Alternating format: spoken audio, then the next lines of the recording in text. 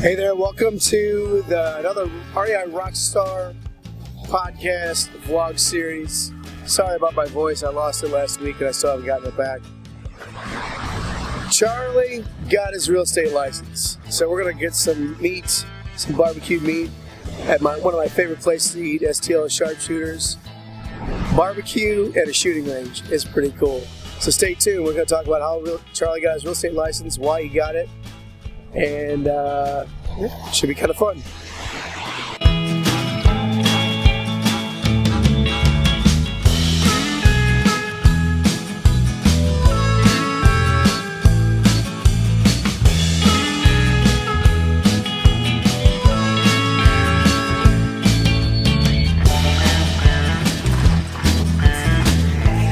What's up?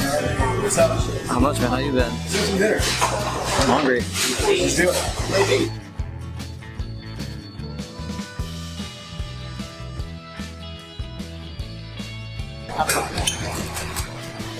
Let's eat. I asked if they serve beer here. I wasn't thinking they were attached to a gun range, so it's probably a good call that they don't. Probably not a good idea. I mean, barbecue and guns, yeah, okay. It's a mountain dew.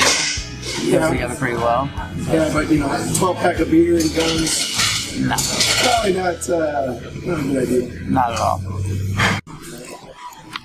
All right, so I'm sitting here with my buddy Charlie, and he just got his real estate license, and he ordered some delicious nachos from Sharpshooters, and it's actually coming right now. It's pretty quick. Enjoy. All right. Yes, please. There you go. Sour cream. So what are these? Pulled pork nachos. So it's pulled pork. Check this out. Pulled pork, cheese, is that queso? And tomatoes, yeah, with the queso. Yeah, and nachos and sour cream. It's gonna be delicious. So while he's feeding his face here, I'm gonna talk. You just got your real estate license, and you're a youngster. How old are you? 25. 25. All right, man. 25 was in my 20s. That was my best year. Really? It all came together for me when I was 25. I got my license a couple years back. I got a couple buildings underneath my belt, and I was just starting to figure it all out. And 25 was like my golden year in my 20s. Is like. That was like the magic moment, the magic age for me, So hopefully this is your year too. But you just got your real estate license because you're an investor, and you started out doing. You did it backwards. You started out doing like $1 million homes. Like 500,000, 400,000. So you're doing big boy rehabs that most people move up to. Yeah, to be fair, I was with my parents, so I mean, my stepmom was really the main reason, and but she kind of brought me along and taught me the ropes, and allowed me to do projects with her, and yeah, I mean, it was a lot of fun. Right. So you started out doing that, and you realized, wow, that can be nice. It's also a lot of risk. There's a lot of capital outlay. There's you got to wait a long time to get a payday. A lot of the buyer's expectations are the highest. A lot of money. Absolutely. So you do have to walk that line. You basically what boils down to what you're saying. You're wise far beyond your age is. You got to really be in tune with the market and understand what the buyers want, how to give that product to them in a timely and a cost-effective manner, not overdo it, not underdo it, and really find that, really know your market. You got to really know your market to be able to do that. So kudos to you for doing that and having the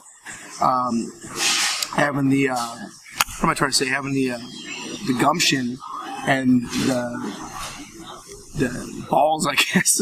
What's the other word that I can think of?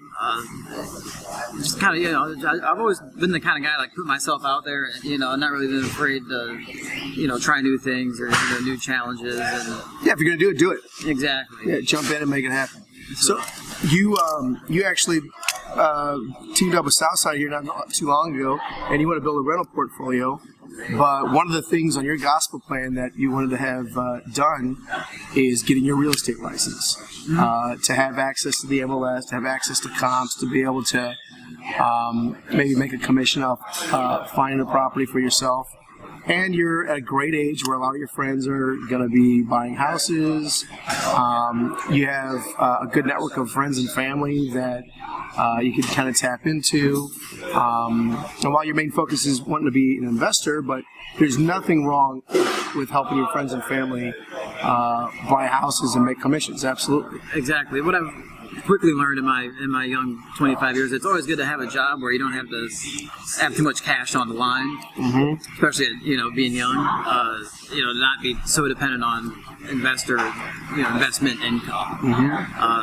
So it's definitely still my 2 to 3 year plan to start getting rentals going, but I am going to have to have some stable income. Multiple streams of income is what you're talking about. Exactly. Having multiple ways to make money. Yeah, that don't where I don't have to have a $120,000 investment property on the line, or doing expensive rehabs, where I can make money without having to invest. Right. Like a normal job. Like what a normal, what 99% of, the 25-year-olds have, some sort of, normal, salary job or something like that. Yeah, well, I mean, it's a smart thing to do for a lot of reasons. And there's, over the years, the most successful people that I know in this business have a real estate license. Yeah. All right, so let's talk about, you took online classes, right? Mm-hmm. Which is, I would say, primarily what most people are doing nowadays to get their license. And you just you got hooked up with an online company. We actually have a discount. We can put it up here on the screen. I think you can get 25% off on your coursework. If you're interested, we'll just put it up on the screen, and you can do that. But you took some online classes, and how long did it take you to study? Probably all completing the classes and extra study time was probably 35 or 40 hours. And you did that over a course of how many weeks? Like 3 weeks. Okay, so it took you about 3 weeks, all combined about 35 to 45, 40 hours, somewhere around there. It took you about 3 weeks, and you went in and aced the frickin' test. First time. Give you the score, but yeah. I don't give you the score anymore, that's right. Yeah. But you passed. I did pass. So that's acing in my book. Mm-hmm. You sat down and took the test. Pass or fail. That's what, Yeah. You either ace it or you flunk it. So you aced it. How was it, honestly though, was the test hard? Or the coursework? Was the coursework hard, laborious? What did that look like? I mean, some parts of it are, I wouldn't say it's hard, it's, boring. Yeah. You have to, I just kind of treated it like when I was in college and kind of structured my study time and did, 2 or 3 hours a day. On the weekends I did do, there were probably, before I took the test, I probably spent, combined 8 to 10 hours over that Saturday and Sunday studying. So I did study a lot. Yep. But you took it seriously. You went out and did it, and it wasn't hard. It was just a little laborious in some part. Was it interesting at all? Oh yeah. Yeah. And especially in my case, where I've never purchased a home before. I had never been through the process, so a lot of it's foreign to me. And I was asking a lot of people who I know, like Nick, who are licensed, and Craig from Inner Circle. Just kind of where do I apply this concept in with my license? And just because I wanted to understand the material and not just study just to memorize. So that's just kind of how I did it. How hard is the math?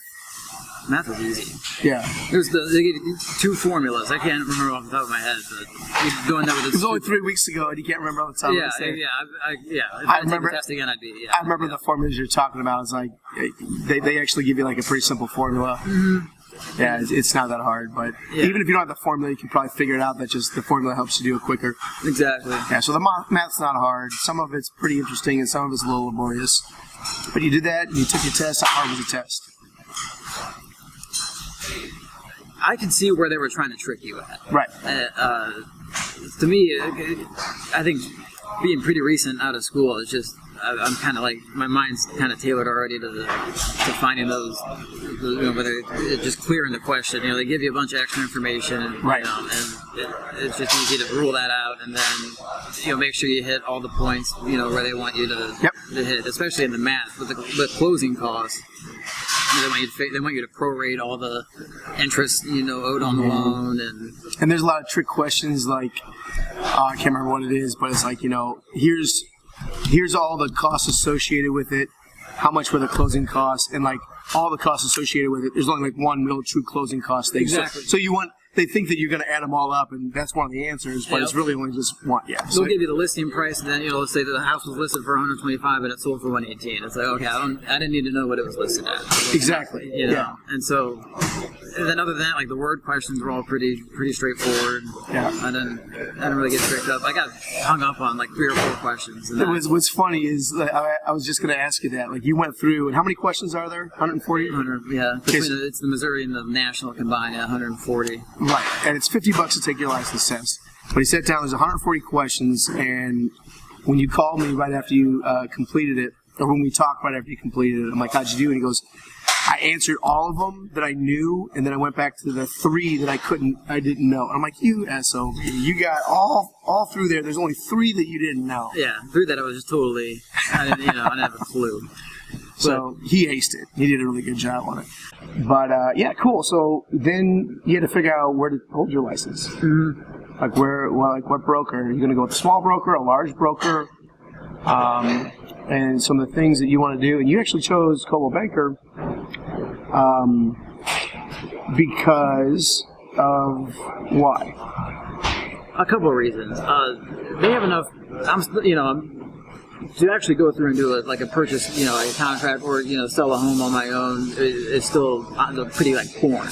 Right. So I know it on paper, but in actual practice, the coursework told you how to get your license and pass your test. Exactly. It didn't tell you how to write a contract. It didn't tell you how to fill out a listing agreement. It didn't tell you how to work with clients. Mm-hmm. It told you how to pass your test. Yep. Right. And that's okay, but you needed guidance, and you needed hey, look, I'm going to have a buddy want to buy a house here. How do I do this so that I do it the correct way? I understand real estate, but the contracts and stuff.